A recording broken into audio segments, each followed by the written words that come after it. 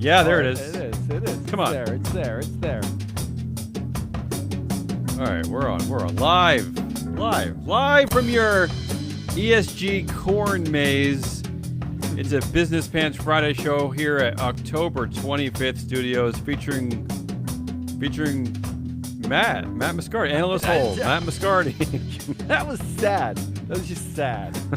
On today's weekly wrap up, McDonald's investor relations team hires the entire writing staff from The Onion, pun intended. An accelerated retirement at Southwest Airlines. Denny's is saving lives, and a shout out to Mr. Corp Gov. Yes. Mr. Corp Gov. I love Mr. Corp Gov. Who else are we going to shout out at the top of the show? That's it. That's the only time I've ever done a shout who's out. our But I noticed. sponsor? Our show today is being sponsored by FreeFlowAnalytics.com, the only platform measuring board power, connections, and performance for free. That's a real shout out. Let's get to it. Oh, we want to go right to it? Let's jump right in. Let's do it. Some inside information. Yeah. Matt, this is actually Matt's actually recording 3 podcasts today. This is podcast number 2. This is number 2 of 3, and then I've got Nobody one knows why. next Nobody Monday. knows why. And then I do a lot of podcasts apparently. Nobody knows why. Let's start with story of the week. Oh, this was easy this week. Let's start with McDonald's extremely strange, bizarre week. I already hate this. I already hate everything about what you're going to say. This is just incredible. It starts with that blowhard Donald Trump who showed up at a McDonald's franchise and pretended to make fries. Is that what he did? Yeah. He was surprised that they didn't use their hands to make the fries. I think technically the location was actually shut down. It was a big photo op. That's the takeaway. But that's not even, who cares? I don't even care about that. Wasn't he doing that because Kamala worked at McDonald's like when she was a teenager or something? Yeah. It was some stupid thing, but that's just where the week started. This prompted a very interesting reaction from the corporation of McDonald's, which sent out a memo saying that we are not red or blue. We are golden. So they're saying they don't support presidential candidates, despite the fact, that like a mere day before they had a presidential candidate. It's kind of a weird look, right? Clearly it could bolster a candidate's campaign to show up at one of their locations. I think they're also hoping that no one knows that OpenSecrets.org exists to see that they donate to, political candidates all the time. Now, they do donate 50-50 for the most part. Okay, fine. But you can't say we're not red or blue. What you are is trying to maximize your red and blue donation. Yeah, you're red and blue. Yeah, and let's not forget that. Throwing a bit of shade there on Trump. This guy basically his whole diet is McDonald's. How dare they say they don't support him? He's the perfect candidate for them, really. But yeah, he kind of is.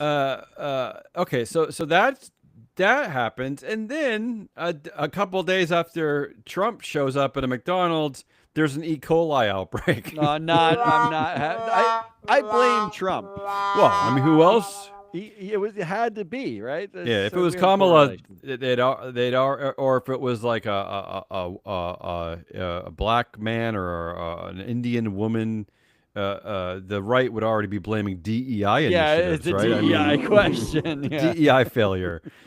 So there's a huge E. coli outbreak.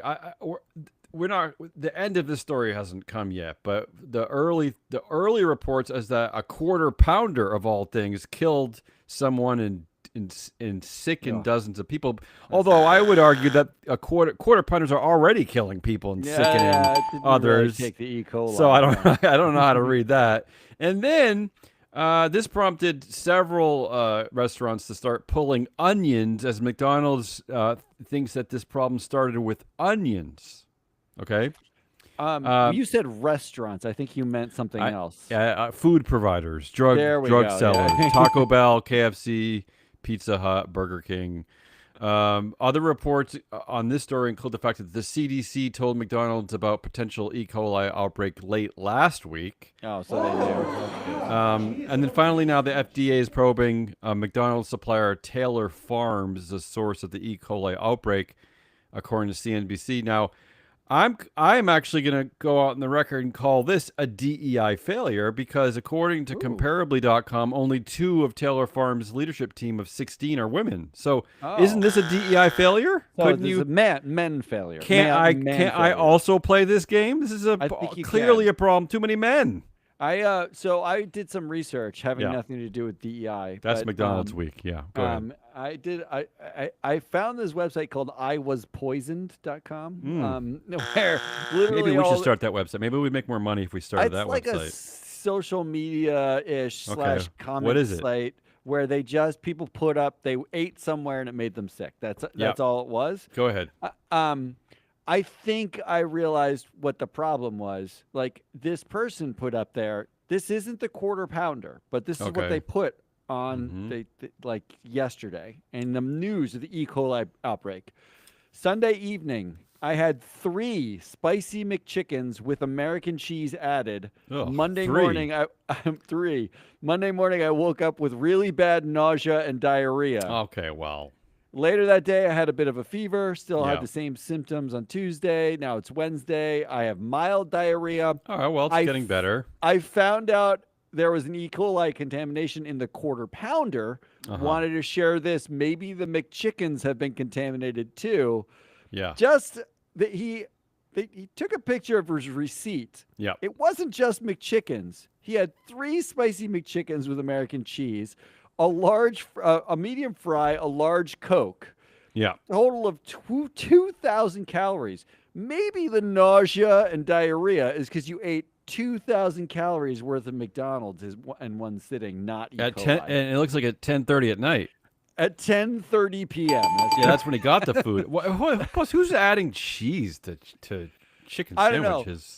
Like all of this, I know you're not supposed to revel in an outbreak of like a disease that can kill people, but like no better place for it to happen than McDonald's. Maybe people will actually stop eating there because it's not. Well, good. That's my takeaway. Yeah, yes. Wait for Goodliest because I have a similar story. That's McDonald's crazy week. It seems like an early favorite to win the week, but here are some other stories involving some high-profile CEOs and chairs. So the former Abercrombie CEO Mike Jeffries has been charged with sex trafficking and interstate prostitution. Don't do that. No. Southwest, they made a deal with their activist investor Elliott Management. So their chair, I'm forgetting his name. Who's the chair? It was Gary Kelly. Gary Kelly, who the former CEO. The former CEO, Gary Kelly, he will be accelerating his retirement. I've never heard that. I like that. Accelerating. So he was meant to step down next year. Now he'll be stepping down in a few days. And then Elliott is getting rid of 6 Southwest directors and putting on 6 of their own. I think, Matt, you're covering more of this story later. Yeah, we'll talk about it in a second. That's what's going on at Southwest.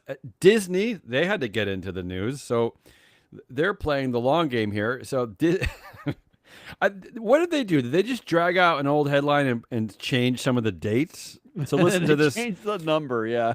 Disney to name CEO Bob Iger's replacement in 2026. I mean, where have we heard this before? At Disney, right? I mean, how many times have we replaced Bob Iger? I mean, Jesus. Here's the twist: is that Mark Parker, their chair, is stepping down, and they're going to let the former CEO, current executive chair at Morgan Stanley, James Gorman, they're going to let him solve this crisis. So he's going to become the new chair at Disney. He's the man.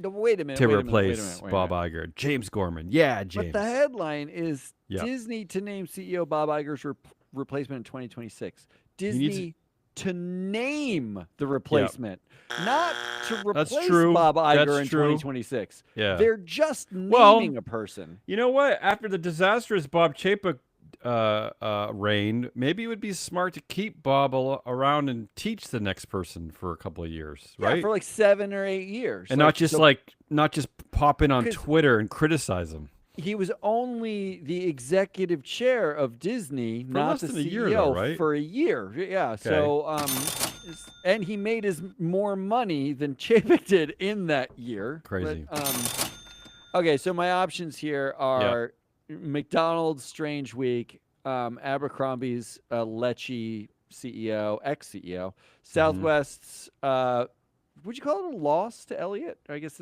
they call it like a settlement. Okay, so Elliott was basically threatening a proxy fight, and Southwest gave up. Yeah. Although Bob Jordan is keeping his job, so this is really just all of this is about Bob Jordan's massive ego, because he's basically saying, I'm going to fire the chair. I'm going to get rid of 6 directors, but as long as I keep my as job, long as I'm here. I don't care. I do alone. not care.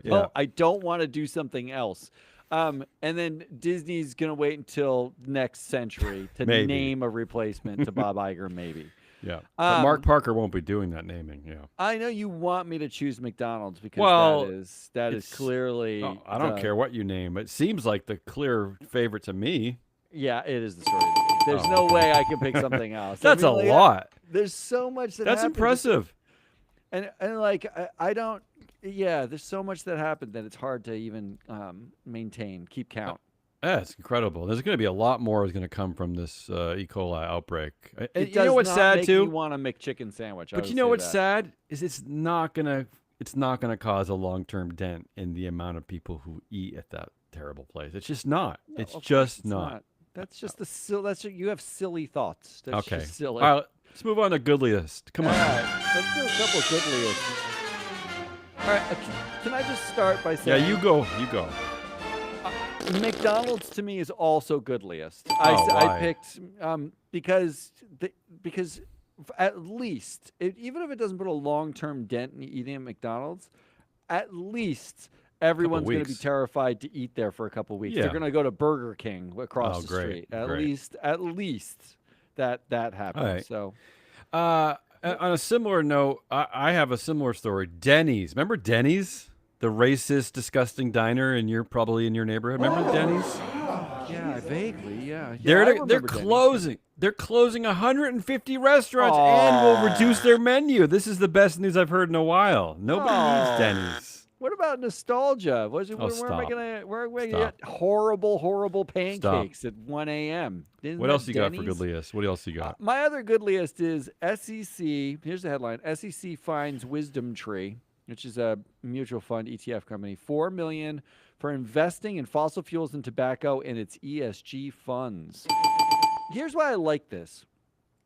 So what Wisdom Tree did was they bought data from Sustainalytics, and they bought some data, I think, from somebody else, possibly MSCI, but maybe S&P. But they bought data from one main provider. They didn't buy the full data set. They bought some of the data. And what they said was, we are going to launch an ESG fund, and that ESG fund will have no fossil fuel or tobacco in it. But they didn't buy all the data. So they just bought the data on the energy sector, like not utilities. So you have a utility that owned like 49% of a coal mine, and that wasn't included. So the SEC realized, you said that you will invest in no fossil fuels and no tobacco. That's what you said. Yeah. But when we look, we can identify holdings that if you actually had all the data, you would have found you did invest in fossil fuels and tobacco. So 2 things I like about this. Number one, that like it's basically a case for you need all the data. You can't get part of the data.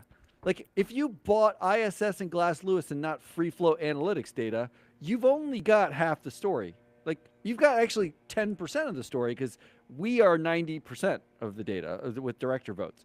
So you need all the data.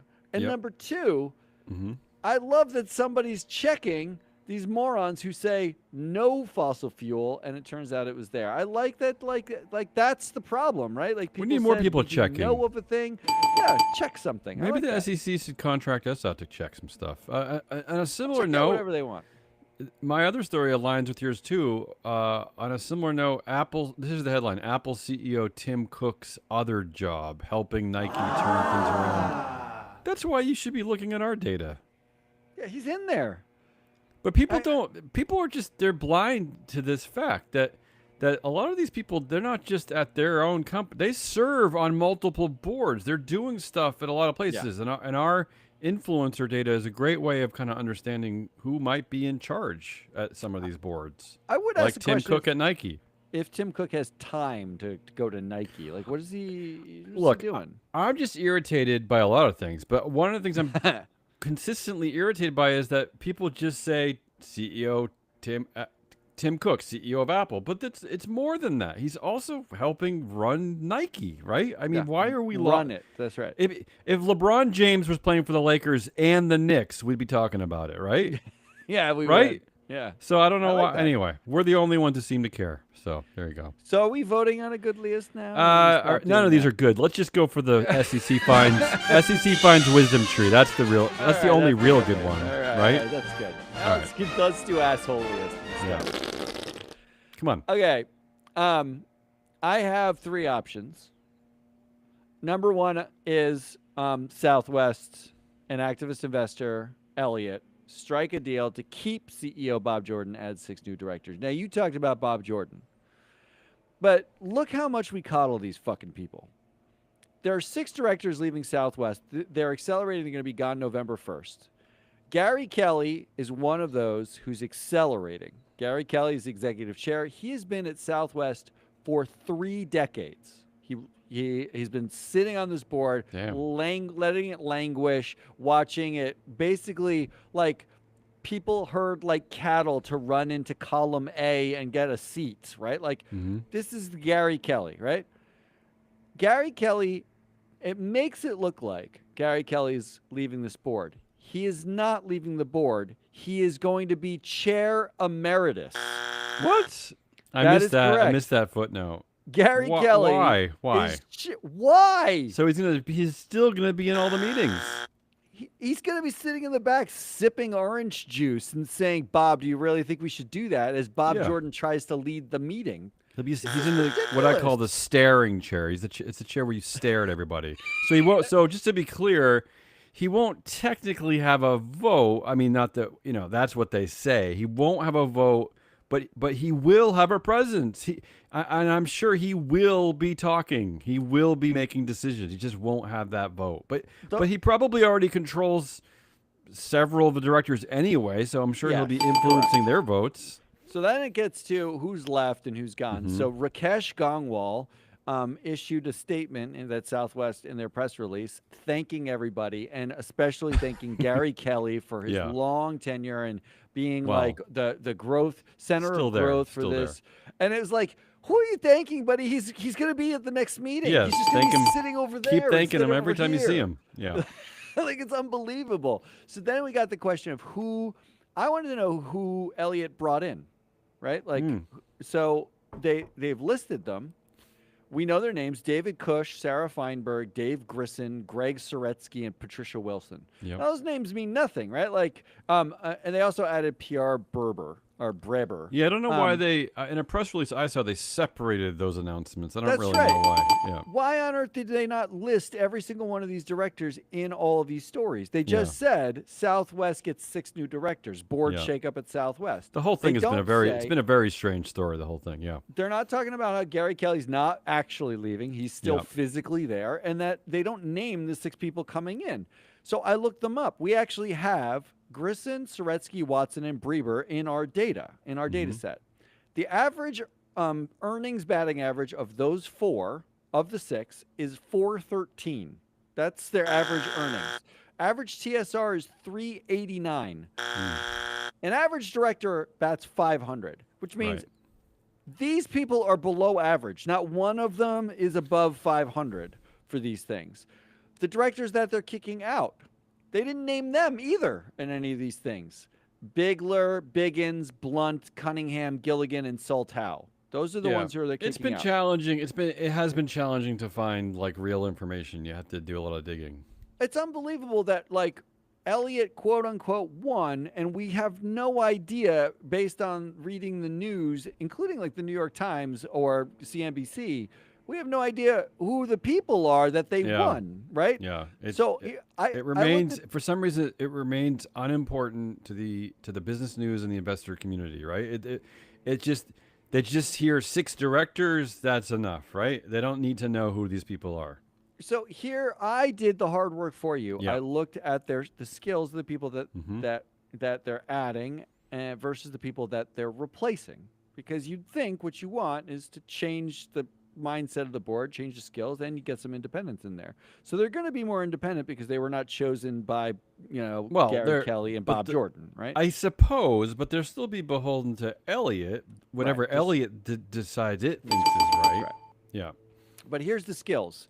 So Bigler's out. He was at Dynegy. He's energy and oil guy. And they replaced Bigler with Breber, who comes from Chevron. That's right. So they replaced former CFO. Energy and oil with energy and oil is what they replaced. They replaced Blunt, who was a senator, government guy, with Feinberg, who is a government regulator. So they got government for government, effectively. I like Sarah Feinberg because she's a former administrator at the Federal Railroad Administration. They couldn't, not the airline, not the aviation, but the railroad. They wanted to do the FAA. So maybe they're going to build more trains over there in Texas. Yeah. They got rid of 2 professors in Cunningham and Gilligan and replaced them with 2 airline executives. That one I can get behind. Okay. Yeah. That's I had that information. That is David Cush, former CEO of Virgin America, and Soretsky, former CEO, Greg Soretsky, former CEO of WestJet. Right. So that makes a little bit of sense. Now, let's say that WestJet is not the performing airline that you may want to discuss. Well, I've never heard of WestJet, but that's fine. Then they replaced basically a bankrupt retail executive in Soltau for a mediocre hotel executive in Grisson. So that one surprised me. Former group president of Marriott International, Dave Grisson. I don't really quite. I guess travel. I don't really get kind that of. one. I guess maybe you want to make a deal with Marriott for points. Yeah. I don't know. Okay. Fine. I'll give it a pass. Sure. And then you replaced Biggins, who spent the last bit of time on executive search, which is not relevant at all. But she came from banks with Watson, who came from bank technology. So you you added the at word least technology. It's tech. You added technology. I was okay with Patricia Watson. She was formerly Chief Information and Technology Officer, NCR at Leo. So maybe she's currently that, actually. But that could be a positive. Because remember, one of our complaints in the past is that this board was full of dinosaurs. So that someone knows tech, I'm going to be okay with. Okay, so let's review, though. Okay, let's review. Go ahead. What the big win for Elliott was. They effectively added 2 airline executives to replace 2 professors in Cunningham and Gilligan, which is great because maybe that's useful. Bob Jordan stays on as CEO, overseeing what has been like the failure of the company over the last 30 years. Gary Kelly, they all say is gone, but he's still sitting in the fucking room. He's still there. He's the guy over there. You see that guy? That's Gary Kelly. He's just sitting over there. He's staring at me right now. Is that the big win? The big win is, like, after all of that money, all of that effort, what we got was effectively very slightly different backgrounds in the room, but for the most part, the exact same backgrounds, the same CEO, the same executive chair, just now with a different E word in emeritus chair. Yeah. That's the big win. The performance didn't improve. The new players are not much better or worse than the old players. What are we talking about here? What was all this about? Isn't the idea to fundamentally change the company, not just put 6 people on a board and control them?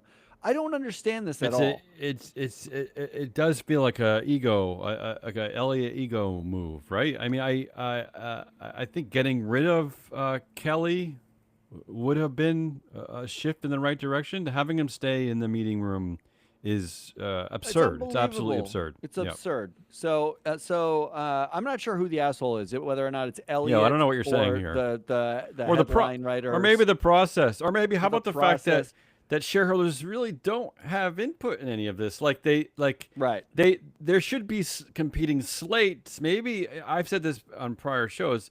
At least maybe Elliot could put up some competing choices and let shareholders decide. Directors and right? let me choose the 5 I want or whatever. Yeah. But the whole process is relatively absurd. Yeah. That's my first. All right, My second.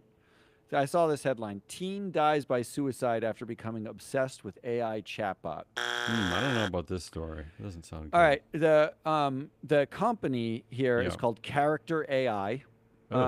It raised $150 million at a $1 billion valuation, and you'll never guess who the anchor had AI in the title. Yeah. Who was the anchor investor in this? Just guess. Just don't even look at the notes. Just guess. I don't remember all those chuckleheads names, but it's some tech bro from Silicon Valley. It's some Andreessen Horowitz. Right. It's Andreessen Horowitz. It's funny. I had Horowitz in my mind, but I just don't remember all those chuckleheads names. They're just bald dudes. So here I want to read to you. I want to remind you a quote from Mark Andreessen. Yeah. His Techno-Optimist Manifesto. Right. We reported heavily on that. Forgot about that. It was exactly a year ago. Wow. It was October, I think, 23rd, a year ago. Scary. It's a scary manifesto. It's been a year. Disturbing. Here's quotes. Quote, we believe artificial intelligence can save lives if we let it. Medicine, among many other fields, is in the Stone Age compared to what we can achieve with joined human and machine intelligence working on new cures. There are scores of common causes of death that can be fixed with AI, from car crashes to pandemics to wartime-friendly fire. We believe that any deceleration of AI will cost lives. Deaths that were preventable by the AI that was prevented from existing is a form of murder. That one, I don't like that statement. And then it goes on, and he quotes a bunch of enemies that include ESG, he had a lot of enemies. Capitalism, limits of growth, trust and safety, and tech ethics. Right. I remember. Yeah, that was a big one. As enemies to those things. Anyone basically overlooking what they're deciding to do is an enemy. Anyone getting involved with their decision making is an enemy. Now, he is saying AI can save lives if we let it. He is saying that standing in the way of making the AI that saves lives is a form of murder. And he is saying that tech ethics is an enemy. It basically is murdering AI. It's murdering saving lives. Do you know what Character AI, the company that Andreessen Horowitz funded at a $1 billion valuation, do you know what they do? No, I don't. They take famous people movie roles and they you make AI chatbots so you can talk to like a Targaryen from Game of Thrones. That's what they do. That is what they're saying. When he says we can save lives and if you stand in my way, you're a murderer. Yeah. And then you go fund having a 14-year-old kid talk to what he thinks is Daenerys Targaryen, like from the Game of Thrones movies, where she's saying, she being an AI chatbot, that she loves him and that he is amazing and that he should just, when he's like, should I join you on the other side? And she says, come to me, my pet, or whatever, and kills himself. Yeah. You fucking assholes, you're not funding. You shouldn't fund this ever if you're going to be saving lives and talking about wartime friendly fire and doctors are in the Stone Age. This is not that. No, according to his manifesto, really they should only be funding, companies in healthcare, right? Yeah. What the hell? What the hell is this? And this all in the same week that I saw OpenAI disbands another safety team. As the head advisor for AGI readiness resigns. Yeah. And the Meta Oversight Board weighed in on a thing. The Facebook's over-enforcement of a post involving Harris Waltz and nipples. Yeah, some satire. Yeah, and the person who left the OpenAI, they're all resigning for the same reason, which is that OpenAI is a nightmare. It's a horror show. It's a horror show, and it's going to ruin the future. That's why they're all leaving. It's not like they're just finding better jobs. We have all now lived through how social media has effectively destroyed humanity. You cannot have a nuanced conversation on earth anymore. You can't. Everything's black and white. There is no nuance. Everything's outrage. Like including this report from you. It's unbelievable. How dare you? And and now we're repeating the same mistake with AI. Look, we're repeating it. You know my old refrain. I just want regulators, listing exchanges to step in and just get rid of this disparate voting rights for different shares. I just want that outlawed. I just want at least some kind of accountability. It doesn't mean I'll get my wish and they'll get rid of Mark Zuckerberg because they're not doing it at Tesla. They won't do that. But still, as a start, we got to get rid of these controlling interests in these social media companies when you don't even control the actual shares themselves. Horrible. So Andreessen Horowitz is option number 2, and this AI. Do we really need more? We need more. Yeah, because there's actually another good one. All right, come on, hurry up. Whining Boeing investors. Back to Boeing. Yeah. Yeah, well, we talk about Boeing investors all the time. We talked about it after every investor was like cool with Dave Calhoun making money on his way out the door. It's a total nightmare disaster. Let's not forget this week alone. They refused the strike, right? Like they're the union voting against the latest proposal, 64% against. Yeah. So here's the headline that you pulled. Lawsuit against Boeing's board seeks accountability for safety failures. Now, that sounds good, right? That sounds like, finally, someone's suing the board because they're a safety mess and it's a fucking nightmare. The lawsuit was brought by Ohio Attorney General Dave Yost on behalf of the Ohio Public Employees Retirement System, OPERS, and the State Teachers Retirement System of Ohio. They're the teachers' retirement. The lawsuit actually contends, it says, the board members and senior management know about the unsafe practices. They say board members know about unsafe practices and still are failing to address them even today. Quote, the failure of Boeing's directors and officers to implement and oversee Boeing's safety and compliance functions in good faith led to incalculable damage to Boeing's relationships with its regulators, customers, lenders, potential employees, and flying public. That's what the lawsuit says. Yeah. Congrats on the lawsuit, Dave Yost. Oh, by the way, you should check out this website that you run, how OPERS voted at the last proxy at Boeing. Oh, yeah. How did they vote? I'm sure they voted against the entire slate of directors, right? Every single director was a 4. The board that they're suing, they voted entirely for. All of them. Honestly, as much as I support suing the board members of Boeing, if I was the judge or whatever in this case, I would throw out the case just based on this. You have to, right? Like you are absolutely full of it. Absolutely full of it. If you are a pensioner, if you're a teacher in Ohio and you are contributing to like this pension, or you're a public employee, you should sue the actual pension because they're spending your money suing a company when they didn't do their basic fiduciary duty and vote against the directors that they're suing for not doing their fiduciary duty.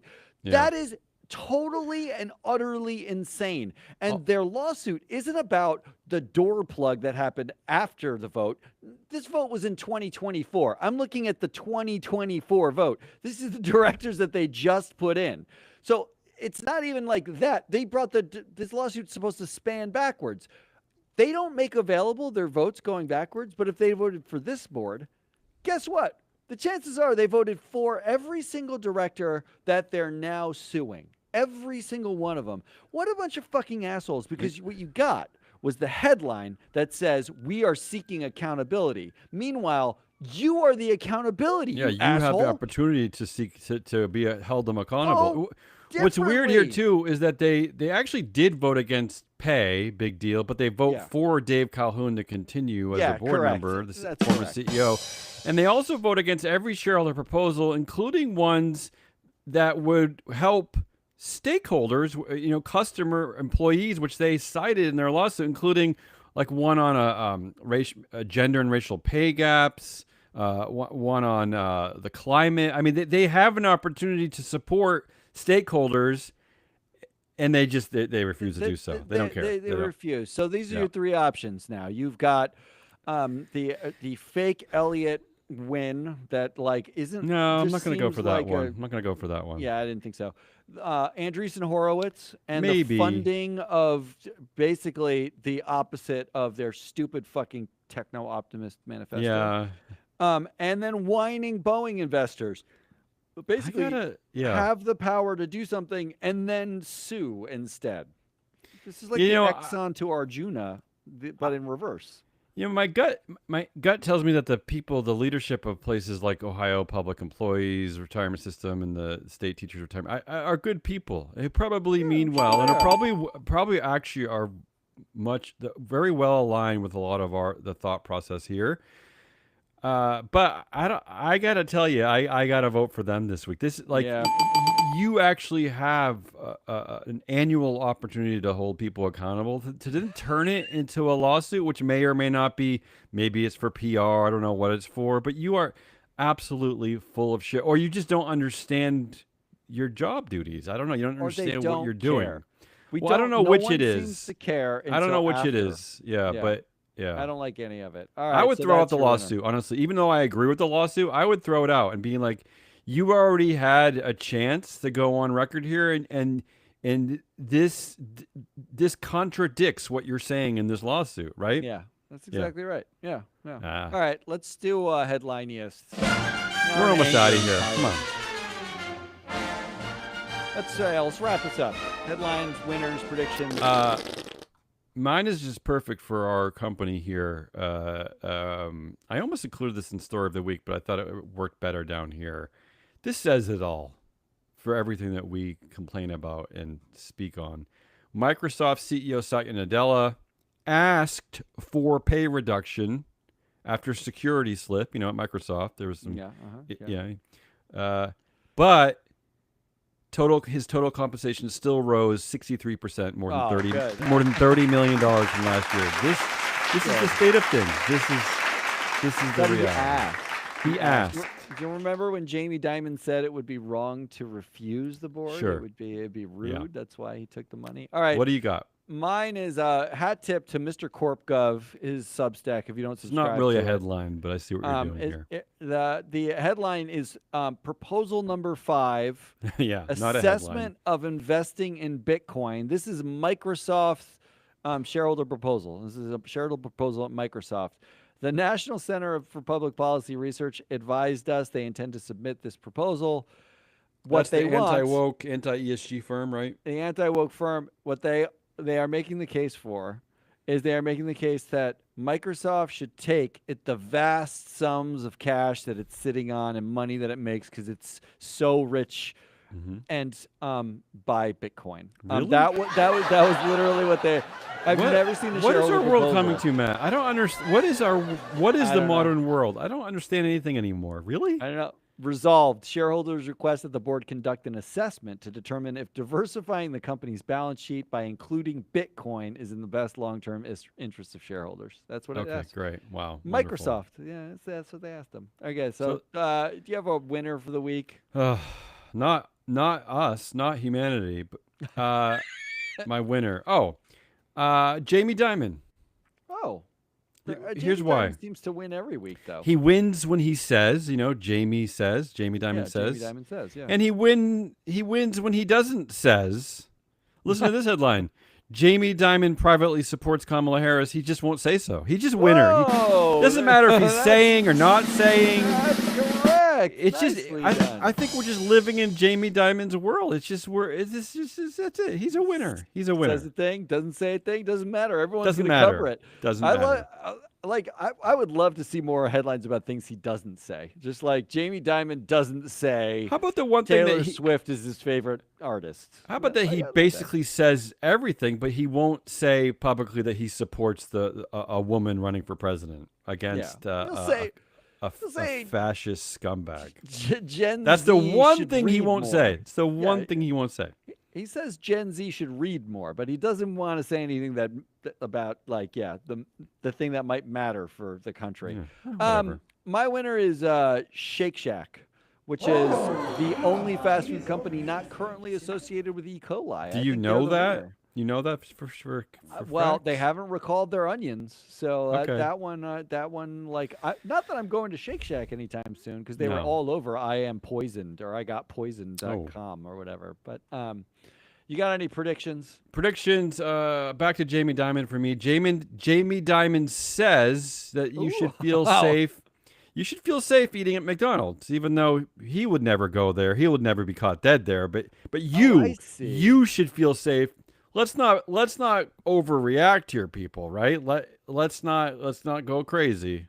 Let's keep eating at McDonald's. I like that your prediction is something Jamie Dimon will say. Even though he doesn't actually do the thing that he says the thing. He's just saying something. I'm just getting caught up in the vortex of Jamie Dimon says. I love it. I can't get it. Also, a real prediction. Next CEO of Disney comes from Netflix. That's my prediction. Oh, that's like a real prediction. Yeah. Making real ones. All right.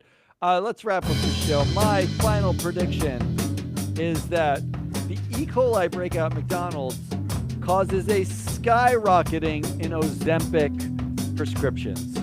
Why is that? You'd think that eating at McDonald's would cause it, but I actually think the opposite is going to occur.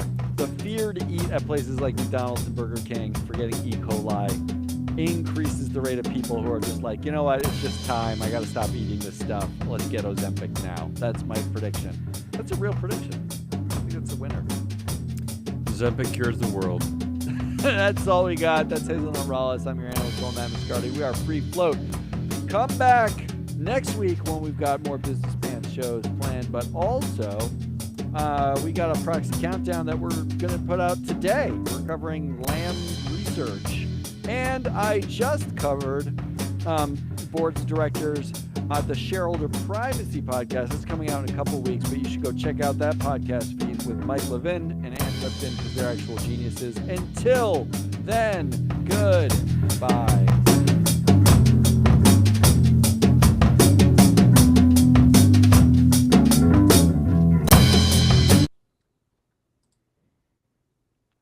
Without our female voice, we're definitely becoming ranting lunatics. That was 40 minutes of ranting. It was 20 minutes shorter. 40's good though, better than an hour. Yeah. The time is good. The problem is it's the two of us the whole time. Well, so it feels like an hour. Yeah. All right, should we just go right over the let's just do countdown? It. Yeah. Let's just kill it. Switch. I've got switch so much studio. editing to do. Yeah, I'm going to switch studio. Yeah.